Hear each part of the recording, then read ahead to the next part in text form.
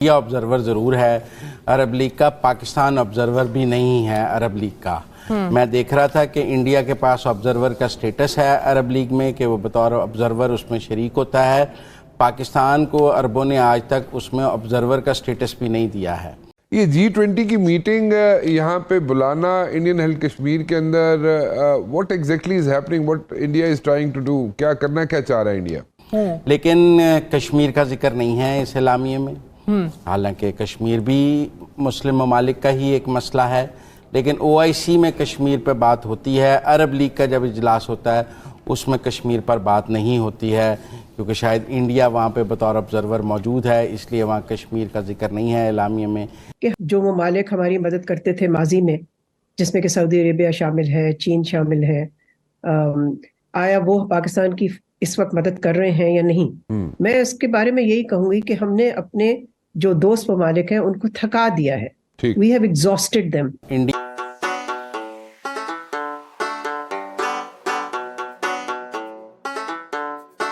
جے ہند دوستو، بہت بہت سواگت ہے آپ کا میرے یوٹیوب چینل ڈیلی دوست 24/7۔ تو چلیے دوستو اس ویڈیو کو شروع کرتے ہیں، اور اگر آپ اس چینل میں نئے ہیں تو ڈیلی دوست 24/7 کو لائک، شیئر اور سبسکرائب کرنا بالکل نہیں بھولیے گا۔ Thank you so much. India observer ضرور ہے عرب لیگ کا، پاکستان آبزرور بھی نہیں ہے عرب لیگ کا۔ میں دیکھ رہا تھا کہ انڈیا کے پاس آبزرور کا سٹیٹس ہے عرب لیگ میں کہ وہ بطور آبزرور اس میں شریک ہوتا ہے۔ پاکستان کو عربوں نے آج تک اس میں آبزرور کا سٹیٹس بھی نہیں دیا ہے۔ یہ G20 کی میٹنگ یہاں پہ بلانا انڈین ہیلتھ کشمیر کے اندر what exactly is happening, what India is trying to do, کیا کرنا کیا چاہ رہا ہے انڈیا؟ لیکن کشمیر کا ذکر نہیں ہے اس اعلامیے میں، حالانکہ کشمیر بھی مسلم ممالک کا ہی ایک مسئلہ ہے، لیکن OIC میں کشمیر پہ بات ہوتی ہے۔ عرب لیگ کا جب اجلاس ہوتا ہے اس میں کشمیر پر بات نہیں ہوتی ہے، کیونکہ شاید انڈیا وہاں پہ بطور آبزرور موجود ہے، اس لیے وہاں کشمیر کا ذکر نہیں ہے اعلامیے میں۔ کہ جو ممالک ہماری مدد کرتے تھے ماضی میں، جس میں کہ سعودی عربیہ شامل ہے، چین شامل ہے، آیا وہ پاکستان کی اس وقت مدد کر رہے ہیں یا نہیں؟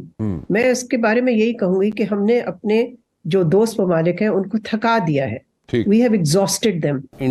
G20 میں تو بیسک ایشو جو پاکستان کے نقطہ نظر سے یہ ہے کہ پاکستان اعتراض کر رہا ہے کہ جو آکیوپائڈ جموں کشمیر ہے اس میں سری نگر میں جو ایک وہ فنکشن کروا رہے ہیں ٹورزم کے سلسلے میں، وہ میٹنگ نہیں ہونی چاہیے G20 کی، کیونکہ وہ ہندوستان اپنی تمام ریاستوں میں یہ کروا رہا ہے، لیکن اس میں جموں کشمیر ڈسپیوٹڈ ٹیریٹری ہے۔ اس میں چائنا نے تو ہمیں اوپنلی سپورٹ کیا ہے۔ میرا یہ خیال تھا ترکی بھی شاید کرے گا، اور کچھ اخباروں سے لگ رہا تھا کہ شاید ترکی بھی یہی ایشو اٹھائے گا، لیکن مجھے کوئی شک نہیں کہ کچھ دن سے ہمارا جو پبلک تو نہیں یہ بات ہوئی، but as former foreign minister I think کہ فارن آفس کی پوری کوشش ہوئی ہوگی سعودی عرب کے ساتھ، ترکی کے ساتھ اور چین کے ساتھ۔ چین کا تو ہم نے دیکھ لیا، سامنے آ گیا ہے نقطہ نظر۔ ترکی کے بارے میں خبریں ہیں کہ وہ نہیں آئے گا۔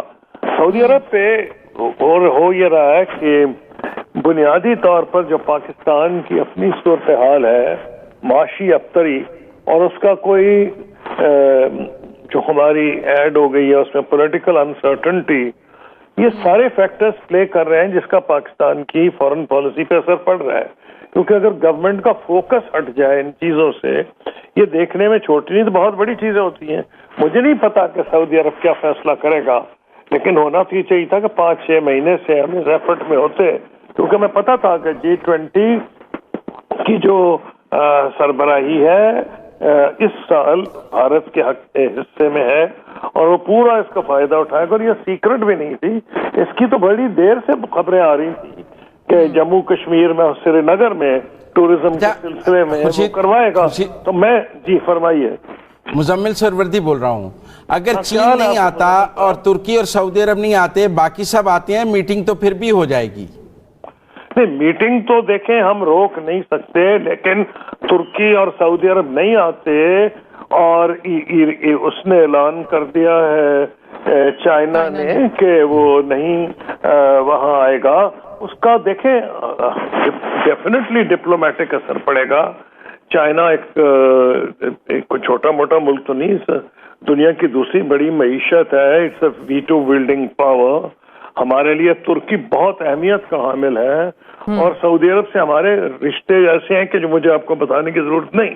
آپ نے یہ فرمایا کہ اگر وہ نہیں آتے, اگر آپ کو اطلاع ہے تو مجھے دے دیں. میں نے تو لیٹسٹ نہیں دیکھا کہ سعودی عرب نے کیا فیصلہ کیا ہے. میں ابھی انہوں نے نہ کنفرم کیا ہے نہ انکار کیا ہے. اب بہتر تو یہ ہے کہ وہ نہ آئے, لیکن اس میں ہمیں یہ اپنے گلے میں بھی جھانکنا پڑے گا کہ یہ کیوں ہو رہا ہے. ایسے ہوا ایسا رہا ہے ابھی تک تو یہ جو ترکی چائنا یہ تو آپ کے ناک کیے بغیر بھی آپ کے ساتھ کھڑے ہوئے ہیں ابھی تک. خدا کرے یہ معاملہ چلتا رہا ہے, لیکن ہمیں پوری توقع تھی کہ سعودی عرب کے ساتھ, تو اس میں ہمیں اپنے اندرونی طور پر بالکل سوچنا چاہیے کہ جو بھی یہاں ملک میں ہو رہا ہے ہم یہ نہ سمجھیں. ہمیں اپنا اکنامک ہاؤس ان آرڈر کرنا چاہیے, بجائے یہ کہ ہم بار بار ان ملکوں کے پاس جائیں جن کو میں سمجھتی ہوں کہ ہم نے اوور برڈن کر دیا ہے بار بار جا کے.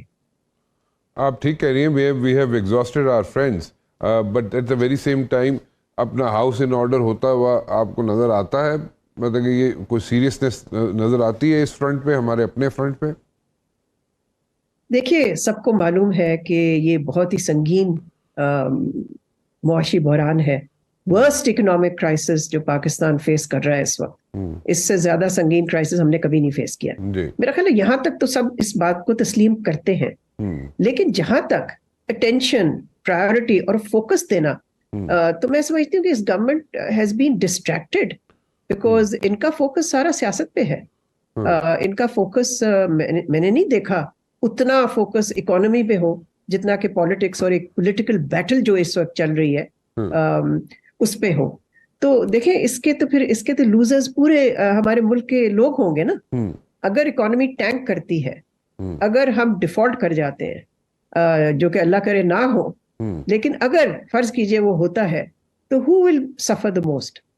The people of Pakistan. جو ہماری غریب عوام, ان پہ سارا برڈن پڑے گا.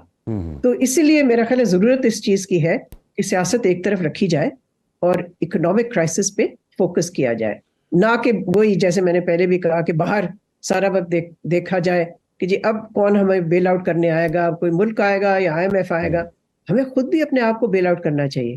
میں آپ کو ایک اور اس کی مثال دینا چاہتا ہوں خورشید قصوری صاحب, کہ جب انڈیا نے مقبوضہ کشمیر کو اینیکس کیا اپنے ساتھ اور اس کا سٹیٹس ختم کیا, تو جو بہت ہی سٹیبل گورنمنٹ تھی پاکستان کی, جس کو جو 1 پیج پہ تھی, وہ OIC کا اجلاس نہیں بلوا سکی تھی. آپ صحیح کہہ رہے ہیں, آپ کی بات میں حالانکہ اس وقت پاکستان میں کوئی انسٹیبلٹی نہیں تھی, کوئی پولیٹیکل کرائسس نہیں تھا, کوئی اکنامک کرائسس بھی نہیں تھا. آپ یہ فرما رہے ہیں کہ جب کون سی میٹنگ کی بات کر رہے ہیں؟ جب مودی صاحب نے مقبوضہ کشمیر کا سٹیٹس ختم کیا اور وہ 390, تو پاکستان میں ایک مستحکم حکومت تھی, مالی طور پر بھی ٹھیک تھے, سیاسی عدم استحکام بھی نہیں تھا, پھر بھی OIC کا اجلاس نہیں ہو سکا تھا.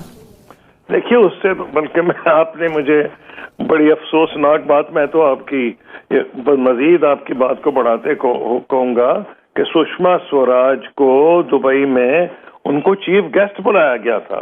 صرف وہی بات نہیں جو آپ فرما رہے ہیں, وہ تو ڈیفینیٹلی آپ صحیح کہہ رہے ہیں. تو یہ میں نے تو آپ کو کہا ہے کئی سالوں سے, آپ نے تو یہ کہہ دیا حالات ٹھیک تھے. میرے حساب سے تو کئی سال سے ہمارا نہ بیلنس آف پیمنٹس ٹھیک ہوتا ہے, ہم کئی سال سے IMF کے پلے پڑے ہوئے ہیں.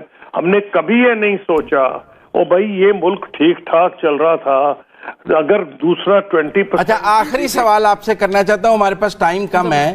عرب لیگ کے اجلاس میں ایک تو بشارت الاسد کی واپسی ہوئی ہے 12 سال بعد, پھر امریکی محکمہ خارجہ نے بڑے اس پر ریزرویشنز دیں, پھر یوکرینین صدر آؤٹ آف دا بلو وہاں پہ پہنچ گئے, تو انہوں نے دونوں گھر خوش کیے ہیں, روس بھی خوش کیا ہے, امریکہ بھی خوش کیا ہے. ہندوستان بھی یہی کر رہا ہے جی. جن ملکوں میں اسٹیبلٹی ہے, سعودی عرب کو آج کسی کی پرواہ نہیں, انہوں نے تو مان لی چین کی ثالثی